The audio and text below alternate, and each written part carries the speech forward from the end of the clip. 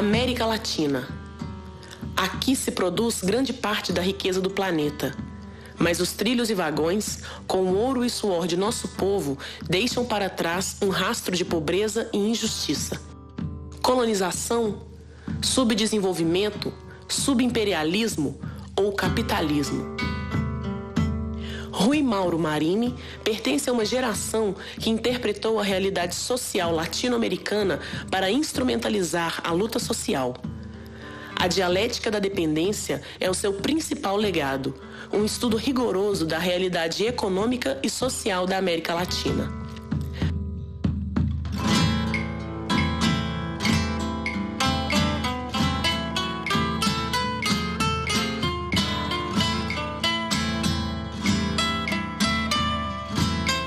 Rui Mauro Marini é de uma estirpe de pessoas, de intelectuais, que era muito comum nos anos 40, nos anos 50, nos anos 60, que é o intelectual militante, que não elaborava o pensamento só por livre pensar. Elaborava o pensamento com o objetivo, claro, de entender a realidade para transformá-la.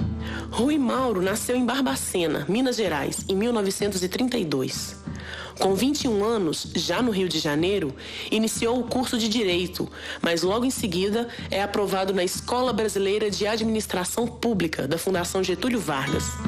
Ali, inicia seus estudos nas ciências sociais e os primeiros contatos com a teoria nacional desenvolvimentista da CEPAL, por intermédio do professor Guerreiro Ramos. E nesse momento, insere-se no debate que tomou lugar nos anos 50 e 60 sobre os diferentes projetos para a superação da desigualdade social no Brasil e América Latina. A escola e o debate da dependência nascem nesse período histórico em que estão ocorrendo situações muito concretas de revoltas, reformas e revoluções e que os intelectuais começam a se perguntar sobre o que está acontecendo e se o desenvolvimento até então ocorrido foi ou não suficiente para melhorar a condição de vida do povo. A expectativa da CEPAL, a expectativa do movimento nacionalista de que esse desenvolvimento industrial ia gerar uma economia, digamos, que pudesse seguir o caminho das economias desenvolvidas, etc., era falso. Por quê? Porque exatamente o setor mais avançado, que era o setor industrial, onde estava a base dinâmica da economia, já estava em mão do capital internacional. Antes, as máquinas vinham com mercadoria. Pegava-se o dinheiro das exportações, comprava-se máquina, elas vinham com mercadoria. A partir do segundo pós-guerra, mais ou menos, as burguesias resolvem penetrar no cerne dessa economia latino-americana, isso é a dependência. Então, as mercadorias não vêm mais como mercadoria, as máquinas não vêm mais como mercadorias, mas como investimento de capital. Entendeu? Isso é a dependência. O grau de entrega nosso foi muito impressionante porque, por exemplo, nós criamos um setor industrial muito importante, sobretudo a indústria automobilística, que era a indústria mais dinâmica no mundo nesse momento. Criamos uma indústria automobilística para o mercado interno, com um alto protecionismo para empresas estrangeiras. Então, para esse grupo, na verdade, a gente tem que entender o que se produz na América Latina, para onde se vai o que se produz e como essa forma de produzir tem um caráter muito particular. Em outras palavras, não é no resultado da venda dos produtos que eu tenho que explicar o papel da América Latina, senão no modo mesmo de produzir mercadorias. Uma luta realmente pelo desenvolvimento do país, pela solução dos grandes problemas econômicos e para que nós pudéssemos ter uma outra posição no processo político mundial, ia seguir um caminho e tinha que seguir um caminho socialista. Quando a Revolução Cubana surge, a definição não pode mais ficar no plano simplesmente nacional-democrático. Nós tínhamos que assumir realmente uma perspectiva mais ampla e quem nos oferecia essa perspectiva para pensar o mundo de um ponto de vista mais avançado era o marxismo. Então o estudo do marxismo passou a ser uma necessidade para nós.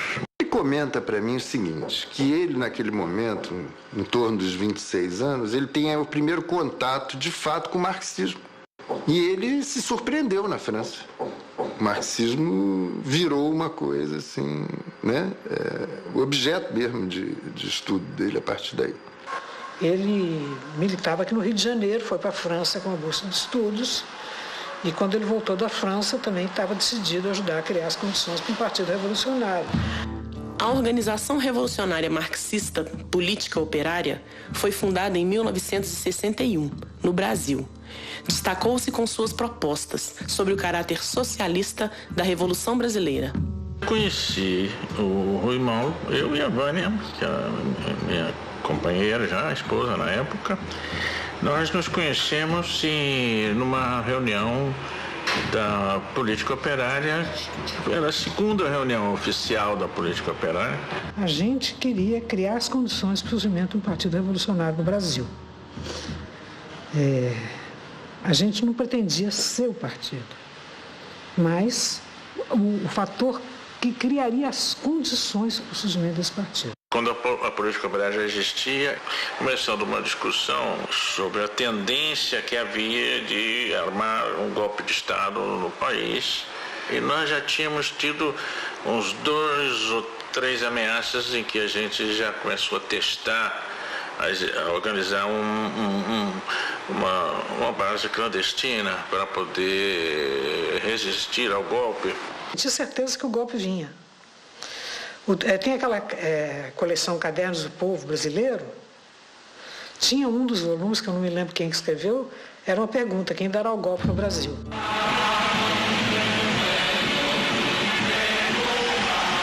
Cuba inspirava a América Latina a se levantar contra a dominação imperialista.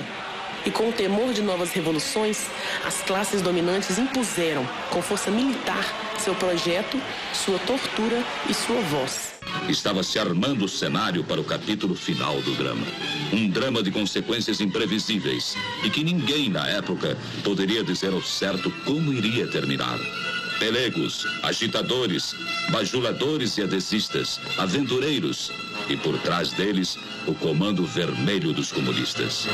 E até gente séria, idealista, mas iludida. Havia de tudo. Havia de tudo naquele imenso caldeirão fervente em que se transformava o Brasil. Foi por essa época que o Teotônio nos disse que estava para vir para a Universidade de Brasília um amigo dele, um companheiro dele, sei lá, que era uma pessoa que tinha trabalhos muito importantes sobre a questão política da América Latina. O Rui Mauro veio para Brasília, salvo engano, no ano de 1963. E depois, quando nós nos encontramos em Brasília, nós fizemos um seminário do Capital que nos permitiu, digamos, fazer um trabalho de síntese, né, bastante grande de todo esse esforço intelectual tão grande que a gente tinha feito, né, em todo esse período. Muito autodidata, mas com muita referência. Você se lembra? Não se sabia ao certo quem estava mesmo à frente do país, quem dirigia os destinos da nação. Por isso, não podia haver comando, nem disciplina, nem ordem e nem progresso.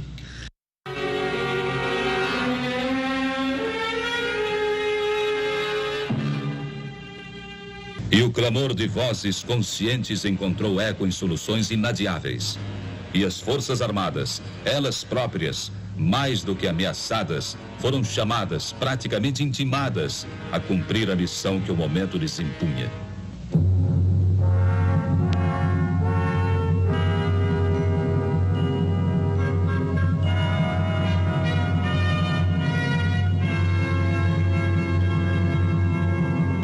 Então é importante dizer que esse debate ele está inserido num contexto muito concreto da luta de classes da América Latina e do mundo, em que os dois modos de produção, capitalismo e socialismo, se apresentavam como disputa e como viabilidade concreta.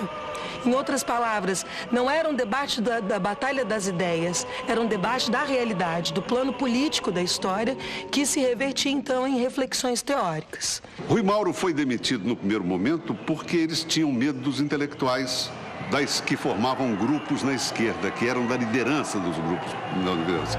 Um deles era Rui Mauro Marini. E Rui Mauro não era a pessoa de participar de comícios, não era a pessoa de participar, mas o Rui Mauro era um grande formulador, um estrategista fantástico. Quando o Mauro estava sendo ainda perseguido antes de ser preso, a aeronáutica envia um suboficial. Todas as noites na casa da minha mãe, ela era obrigada a abrir a porta e receber o sujeito, sentar ele no sofá. E ele ficava lá esperando o Mauro aparecer. Pô, cara, pacientemente esperando, né?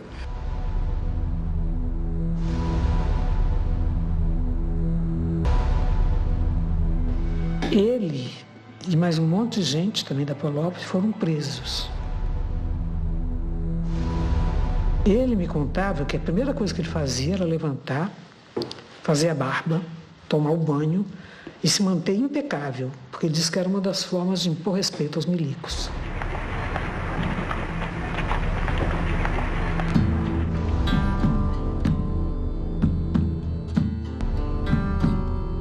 Ele saiu da prisão para a embaixada, porque nessa época tinha ainda habeas corpus. Isso aí, em 68, acaba esse negócio, né?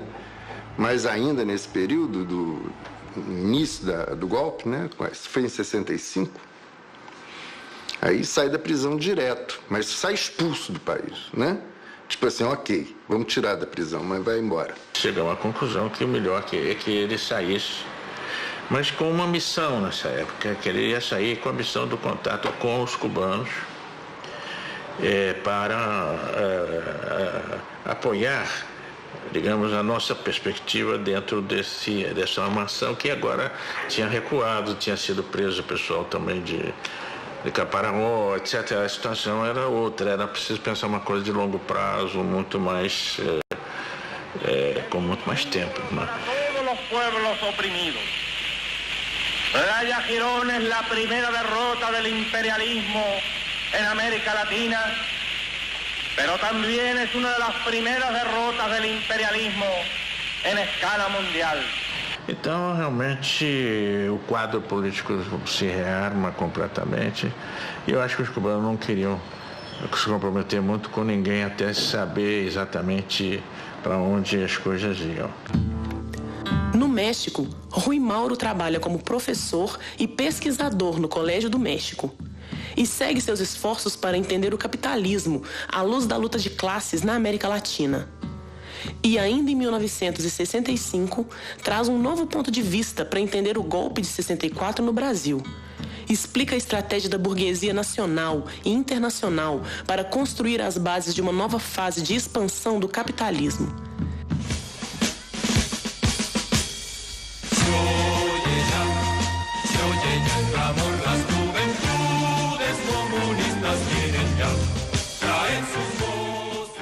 Quando eu vou para o Chile, eu já entro em contato com o Rui por correspondência, etc. Ele já manda os trabalhos dele para mim, que eu publico na revista do Partido Socialista Chileno, e depois na Monstro Review, que tinha uma sede no Chile também, e a gente fica muito em contato.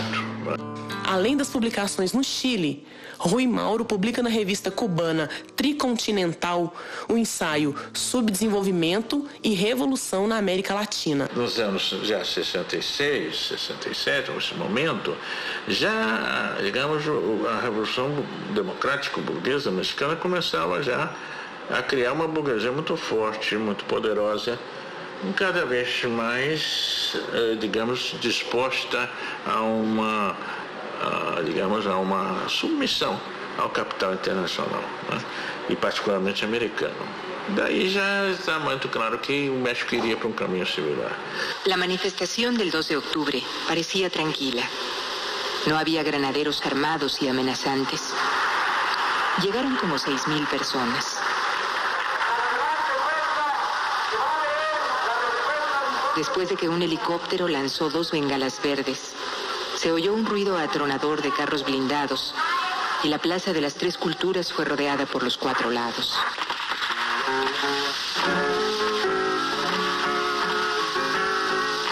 Pior ainda é que as manifestações estudantis muito radicais nesse momento, nesse quadro mundial, inclusive, de movimentos muito radicais, ele vai levar em 68 a uma repressão brutal, no movimento estudantil. E nesse momento o Rui já estava escrevendo na imprensa mexicana e foi considerado como um dos líderes desse movimento vamos dizer, o quadro intelectual desse movimento estudantil. Aí, então, os mexicanos gentilmente disseram que ele tinha que ir embora, senão não costumam brincar os mexicanos. Então, teve que sair e então, nesse momento que ele veio para o Chile.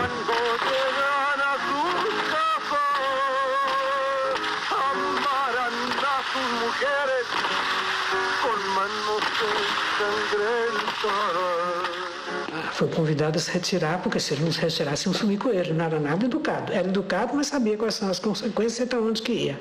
Então ele avisou para nós. E a gente foi mexer os pauzinhos lá com o pessoal da Unidade Popular, com o pessoal de burocracia, a gente não tinha nenhum contato, mas pelo ruim nós fizemos. E fomos esperar ele no aeroporto, eu me lembro que ele chegou em pânico. Porque os mexicanos convidaram ele a se retirar e meteram ele no avião sem um documento. As lutas populares no Chile propiciaram um rápido processo de amadurecimento político. Rui Mauro vincula-se organicamente com o MIR, sigla em espanhol para Movimento de Esquerda Revolucionária. Não deu para ele entrar no Centro de Estudos Socioeconômicos, onde eu estava, porque não havia posto naquele momento para ele. Mas conseguimos que ele fosse para Concepción, onde estava se criando o MIR. Llamamos a todo el pueblo y a las corrientes revolucionarias de la izquierda, de dentro y de fuera de la Unidad Popular. Vamos a intentar unir la lucha y actividad del pueblo en los fundos, las fábricas y las poblaciones con la lucha electoral. Por medio de un programa revolucionario, participaremos en las elecciones buscando ganar la fuerza para hacer entrar en crisis al Parlamento y al orden burgués. Para eles foi uma coisa, se abriram muito para o Rui e queriam que ele participasse, e ele foi sendo captado por eles, né? E virou dirigente do... O sea, se encuentra con estos jóvenes, un poco más jóvenes que él, que dirigen ese movimiento de izquierda revolucionaria, y comienza un largo tiempo en que la vida de Rui Mauro Marini se confunde, es todo lo mismo. Es profesor, investigador, escribe, es militante del MIR, es miembro del Comité Central del MIR muy rápidamente, no sé exactamente en qué momento. Compañero, con ustedes, el compañero presidente Salvador Allende.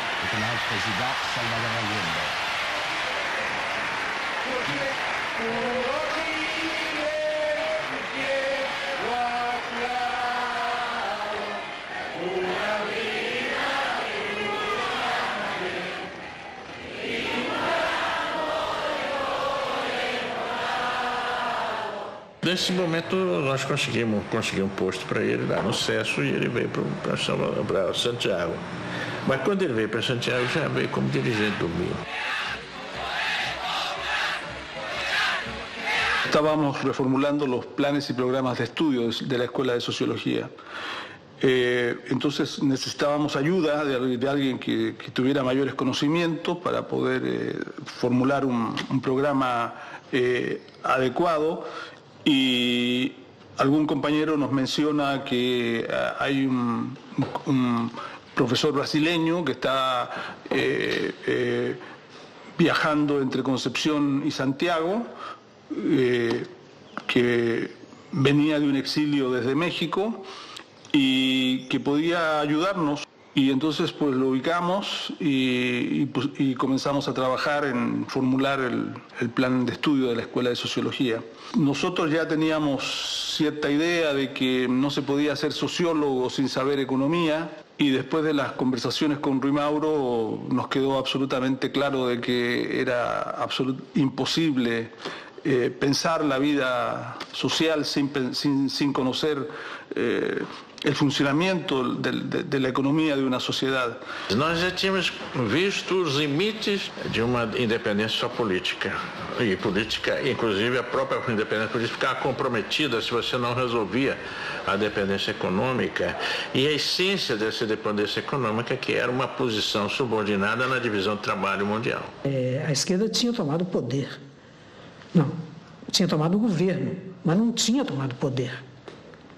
Então, tomamos o governo, mas não tomamos o poder. Então, havia uma diferença substancial nisso. Tinha que se preparar para tomar o poder, porque isso aí que importava. O processo chileno colocava uma questão de ordem internacional. É possível fazer uma transição salarial dentro de um quadro estatal e legal, etc., burguês? A questão está lançada, né? É uma coisa muito dramática, né? Porque é um processo maravilhoso, com participação popular fantástica, com um debate colossal. Né? Com uma situação que você escrevia era uma referência, de fato, para a luta concreta que estava em marcha. Né? Nesse período, Rui Mauro escreve sua principal obra, Dialética da Dependência. Aí vem toda a elucubração, que é a posteriori, que o Rui Mauro faz depois. Quando ele vai, fica um período do México e volta com a Dialética da Dependência pronta, em que ele trata de mostrar, ele analisa o fenômeno na América Latina. Mas isso não quer dizer que não exista nas outras partes do mundo, claro que existe. Ele mostra o fenômeno ele cria dois conceitos fundamentais. Um é o da superexploração e o outro é do subimperialismo. Superexploração é a remuneração da força de trabalho a um preço inferior ao seu valor real. O que significa a superexploração da força de trabalho? Significa que o trabalhador latino-americano é remunerado por um salário abaixo do valor da sua força de trabalho. O que é o valor da força de trabalho?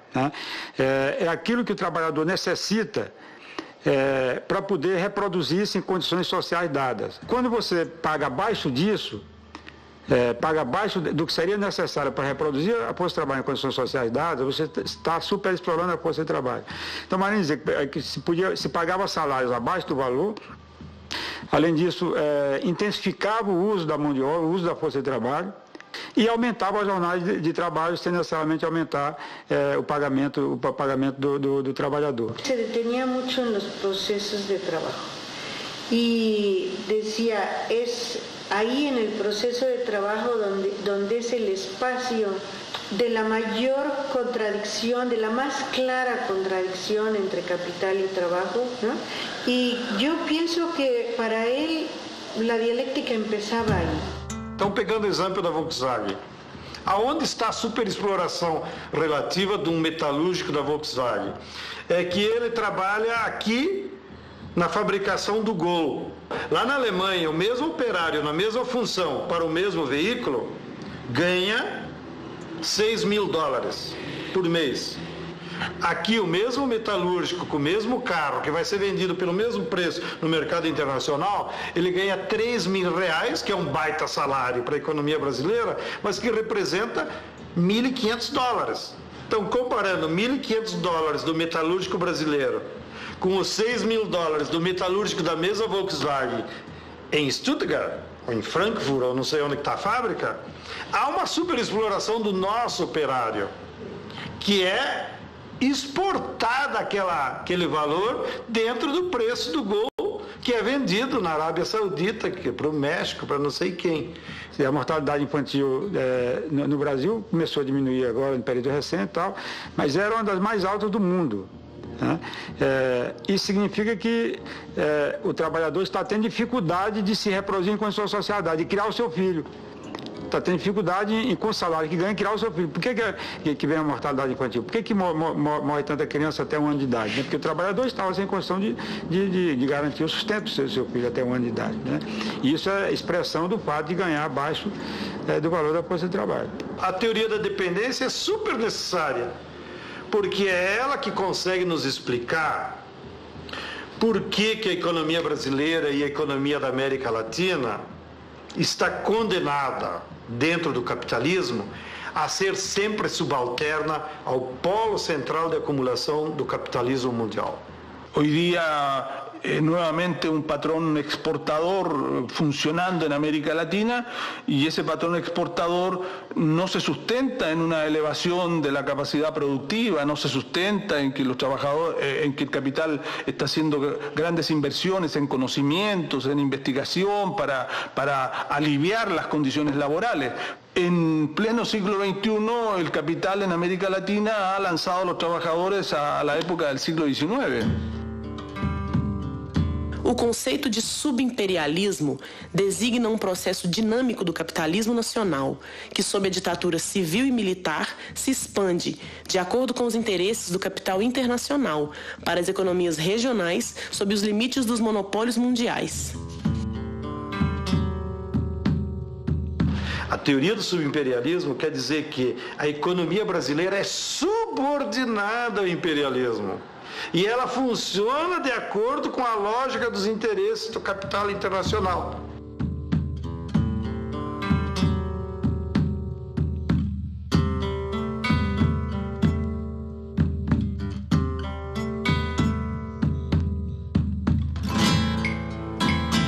Es una noción que implica complejizar el análisis de las relaciones internacionales, entendiendo que economías y formaciones sociales dependientes alcancen un nivel de madurez capitalista que las ponga en un punto donde estas economías se tengan que proyectar a su vez hacia el exterior, se tengan que proyectar hacia la búsqueda de mercados, la búsqueda de fuentes de energía, etcétera, muy semejante a la condición imperialista, pero en el contexto de economías subordinadas, subordinadas a las potencias imperialistas, al poder imperialista. Se a eles interessa produzir automóvel aqui, vão produzir automóvel.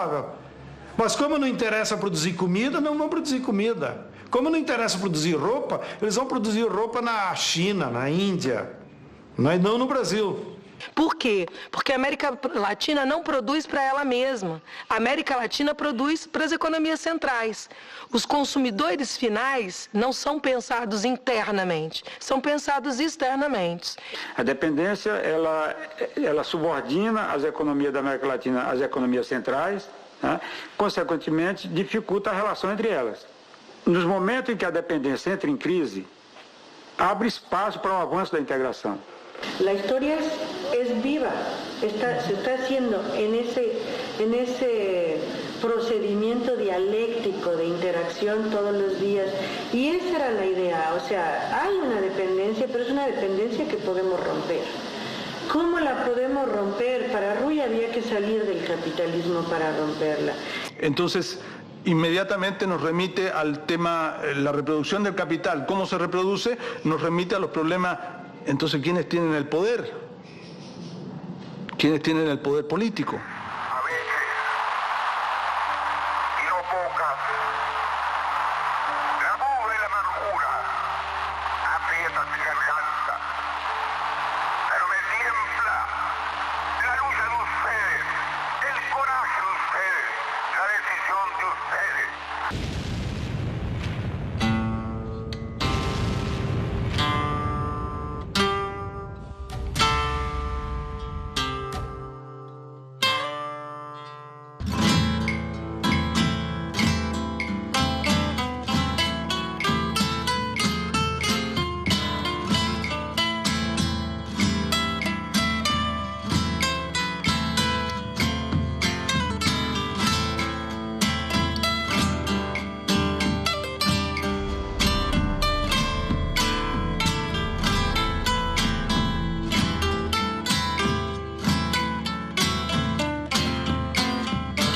Ele me conta que no início lá do golpe chileno, ele andava armado com escolta do Mir.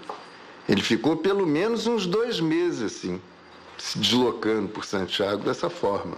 E ele disse, eu não queria ir embora de jeito nenhum. Mas a estrutura do Mir não cabia ficar protegendo uma pessoa daquela forma. Não só ele, como outros líderes foram todos mandados para fora.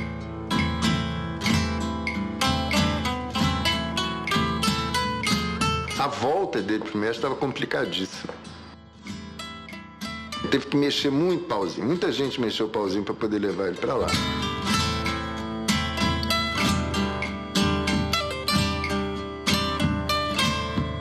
A muy poco tiempo de que él llegue a México, yo había llegado meses antes que él al exilio. Él llega posteriormente, después de una estadía en Panamá y en Alemania y no sé en qué otra parte.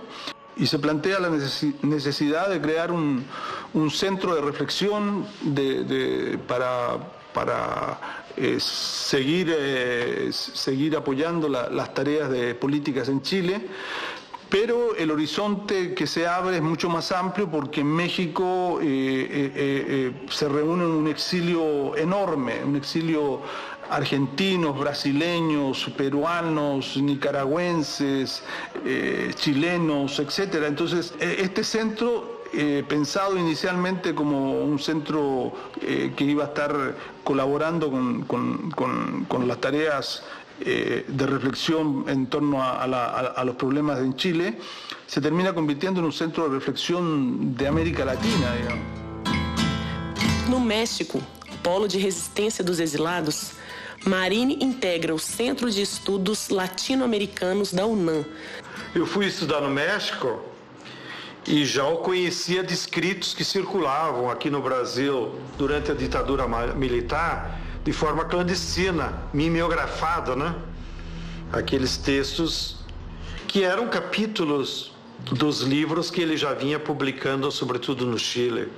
Então ele já era uma referência, digamos, por uma nova geração de militantes que atuávamos na clandestinidade aqui no Brasil. Então eu cheguei com uma imagem até bastante idealista sobre essa personagem, né? Ele era idealizado na universidade também, né? Ele lá era uma vaca sagrada. Tinha seguidores dele que se autodenominavam marinistas, como tinha guevaristas, trotskistas, leninistas, stalinistas, maoístas, um monte de ista, tinha marinista. Mas ele conta que ele falou para 100 mil pessoas na Alemanha, representando o MIR, né? Imagina, ele tímido, pequenininho, perto daqueles alemães enormes, né? Fortes, e o Rui é aquela coisa pequena, né? Ele foi professor da minha turma do Capital. Logo nas primeiras aulas e que nos conhecemos como aluno e como professor, o que me impactou é que eu tinha uma imagem dele meio idealista, assim, de como dirigente do MIR, como intelectual, revolucionário. Ou seja, sempre na cabeça do jovem tu imagina que o professor vai entrar fardado de militar com uma boina e com um fuzil nas costas, né? Pela radicalidade das ideias que circulavam na clandestinidade. E eu fiquei chocado, porque logo nas primeiras aulas ele vinha sempre vestido de terno, mantinha sempre uma distância com os alunos, porém, ao mesmo tempo, ele ia ganhando o carinho dos estudantes. Ele nos impregnou uma ideia de que nós, para sermos revolucionários, tínhamos que ter rigor científico e conhecer com detalhe as leis que regiam o capitalismo, para conhecê-lo com profundidade e poder, então, transformá-lo. Esses intelectuais estão vivendo o exílio, são perseguidos, são resultado de um dos períodos mais nefastos da história da América Latina, mas ao mesmo tempo esse exílio os permitiu conhecer concretamente uma América Latina antes não conhecida. Então, é doído e ao mesmo tempo é maravilhoso esse encontro, né? Vai ter o México, vai ter o Chile, vai ter a América Central como palco das revoluções, dos encontros, das formações políticas, né? Então não é um momento qualquer, é isso que eu quero reforçar. É o momento de uma disputa concreta por um projeto de sociedade. Em seu processo de retorno, Rui Mauro reencontra um Brasil mais dependente, com uma acentuada desigualdade social e com um pensamento crítico fragilizado, resultado da censura e da repressão. Acho que foi doloroso para ele a volta. Ele queria muito voltar, com certeza. Já era 1979, né, quando tem a anistia, né? A vontade dele de voltar e ter uma atuação política que era grande.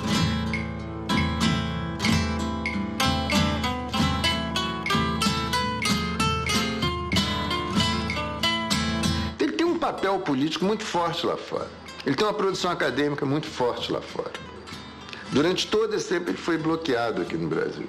A teoria marxista da dependência não acredita que o capitalismo possa dar resposta para as desigualdades sociais. Todo o contrário. Para este grupo, o capitalismo só pode acelerar, acentuar o processo desigual, porque é inerente à sua forma de funcionamento.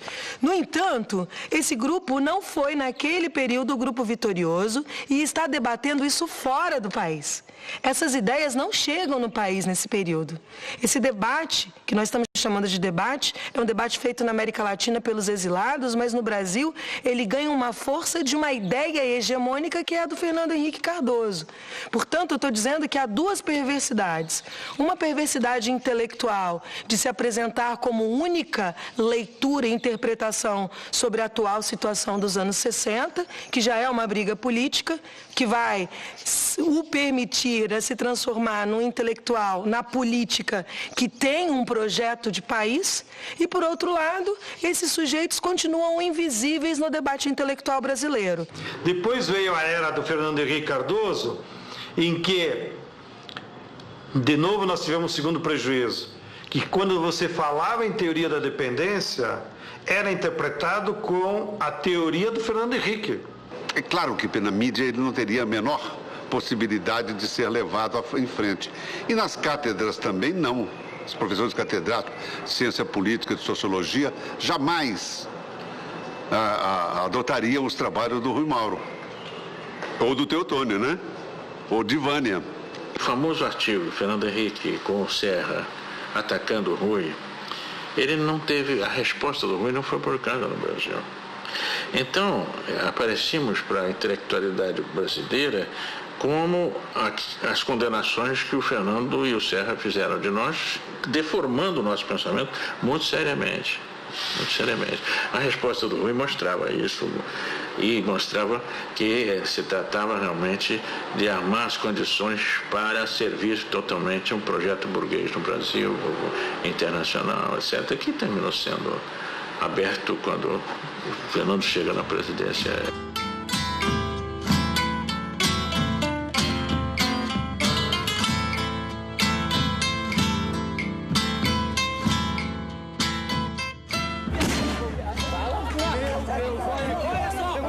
A serviço do capital internacional, das privatizações, etc. Enfim, tudo isso já estava formulado no ataque que foi feito a nós.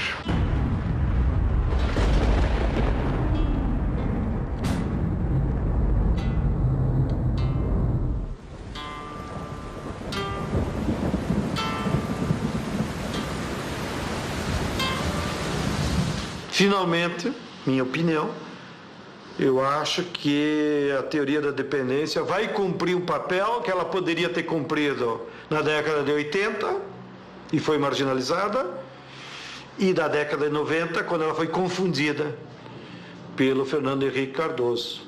Então agora eu acho que ela ressurge no seu estado mais puro, digamos assim. A teoria marxista da dependência, ao afirmar o caráter dependente dos países latino-americanos, continua atual para entender as causas das desigualdades sociais no Brasil e para propor a sua superação. A mí no me gusta vivir en una realidad que no entiendo. Entonces yo pienso que para los jóvenes es muy importante saber que su realidad tiene raíces, tiene correas de transmisión, de relación, y que esto que llamamos globalización va hasta allá, hasta la punta de esas raíces. No es más que un nuevo estadio en esa capacidad del capital de ir subordinando todos aquellos rubros, todos aquellos sectores, todas aquellas novedades que él mismo ha ido construyendo. Antes tenía una subordinación lejana, pero que hoy día necesita tomarlos y meterlos dentro de sus circuitos de reproducción. Então, o que o capital busca fazer nesse período de crise? Ele sempre faz isso, mas agora ele é com muito mais intensidade isso. Ele se movimenta para se apropriar daqueles locais, dos melhores locais, seja de minério, seja de água, seja de energia de todo tipo. Eso les permite mantener también un gran poder sobre el mundo, sobre la sociedad mundial. Pues, por ejemplo, aquel que puede acaparar el petróleo, la mayor cantidad de petróleo que hay en el planeta, puede decidir también qué cosas se hace y cómo se hace en este planeta. Entonces, son recursos fundamentales. El mundo hoy no funciona sin petróleo, pero no funciona tampoco sin agua.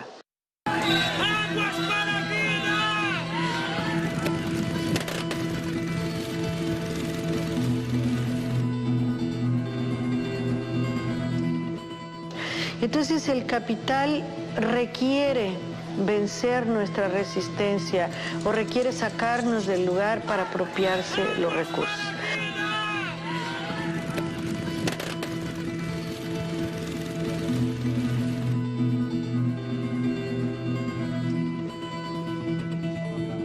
50% das exportações foi de ferro, soja, petróleo, cana e carne. E o que é a característica dessa indústria aqui?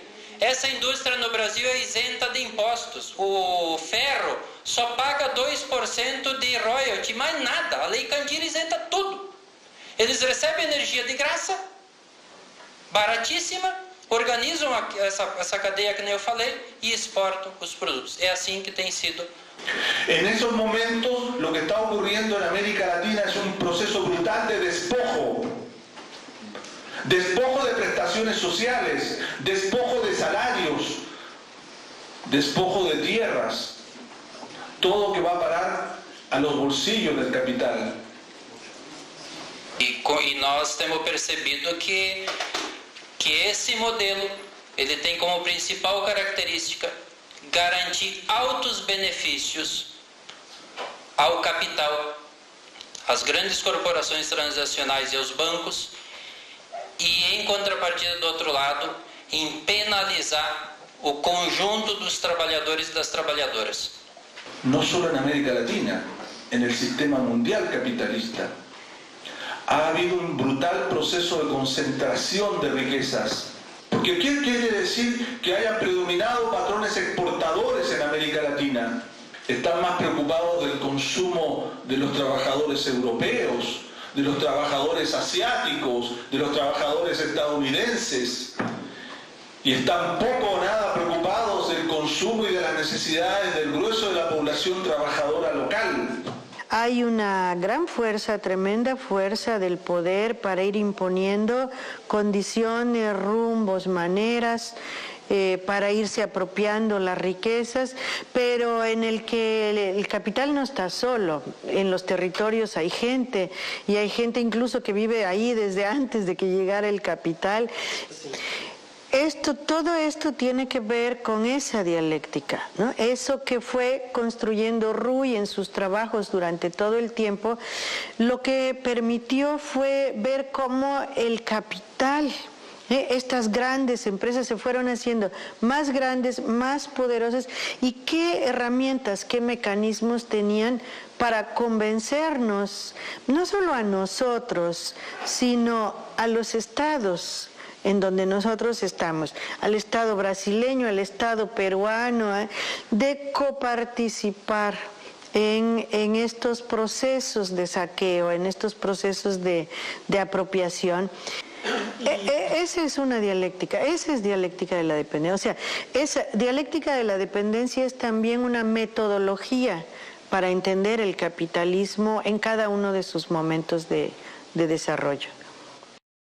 Então, a teoria é muito importante ser compreendida e utilizada como um instrumental científico de interpretação da realidade para interpretá-la e poder transformá-la. A juventude, ela precisa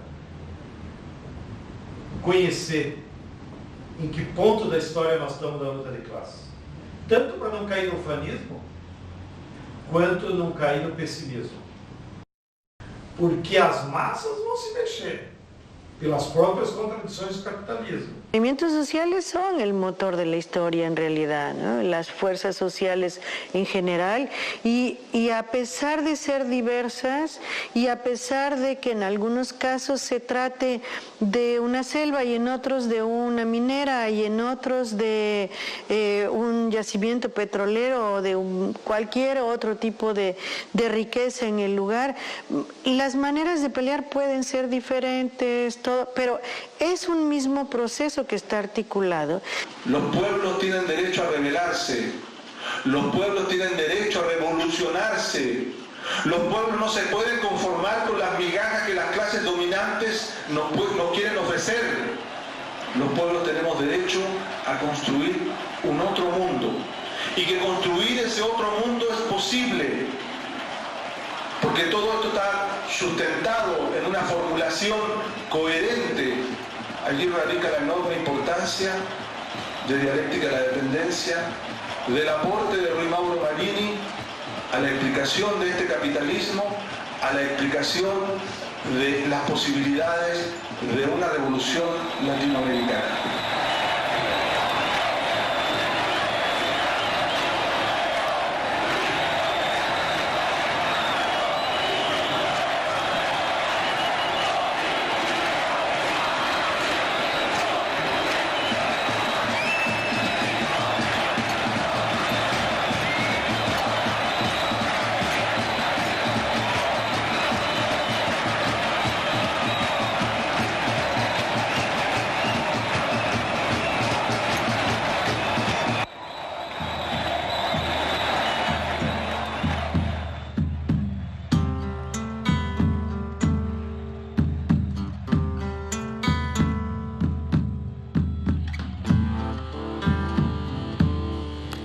A teoria marxista da dependência, ao afirmar o caráter dependente dos países latino-americanos, continua atual para entender as causas das desigualdades sociais no Brasil e para propor a sua superação. O aprofundamento da dependência brasileira pode ser compreendida por fatos da atualidade. 500 corporações vinculadas ao sistema financeiro internacional controlam quase 60% da produção global, empregando 3% da mão de obra. Está em curso uma nova redivisão internacional do trabalho e da produção agrícola, que impõe ao Brasil ser apenas produtor de soja, carnes, celulose e etanol. O monopólio do dólar como moeda de intercâmbio de mercadorias no continente. As remessas de lucros das corporações transnacionais. A apropriação e expropriação dos recursos naturais como a última fronteira de acumulação do capital. Superexploração do trabalho. A precarização da mão de obra. O esvaziamento dos espaços de luta do mundo do trabalho. Subimperialismo.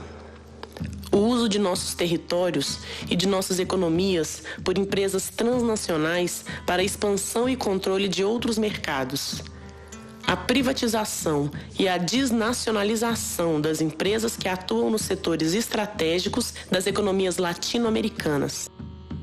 Entonces, en fin, creo que esas cualidades humanas, en este caso, iban acompañadas de grandes cualidades intelectuales, de grandes cualidades políticas, y esta fusión entre cualidades humanas y cualidades teóricas y políticas, desgraciadamente no se dan muy seguidos en el género humano.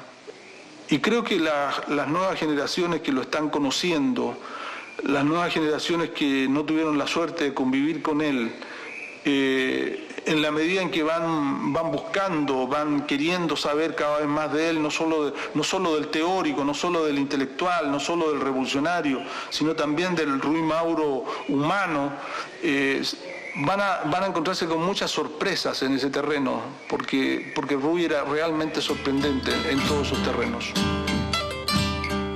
Romper os elos da exploração é a tarefa histórica de nossas gerações. Com Rui Mauro Marini, nas lutas do povo pelo fim da opressão, construiremos uma América Latina livre da exploração. A bandeira da liberdade é a que tremulará em todo o continente.